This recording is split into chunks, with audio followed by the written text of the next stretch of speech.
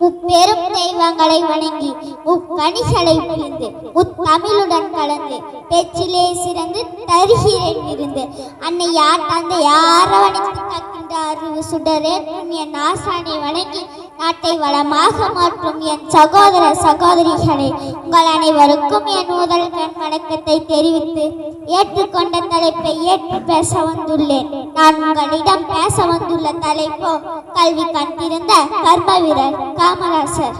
காமராசர் அவர்கள் 1903ஆம் ஆண்டு ஜூலை மாதம் 15ஆம் நாள் பிறந்தார்.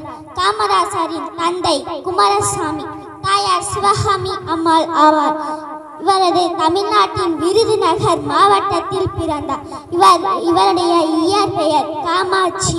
இவருடைய தாயார் செல்லமாக ராஜா என்று அழைப்பார்.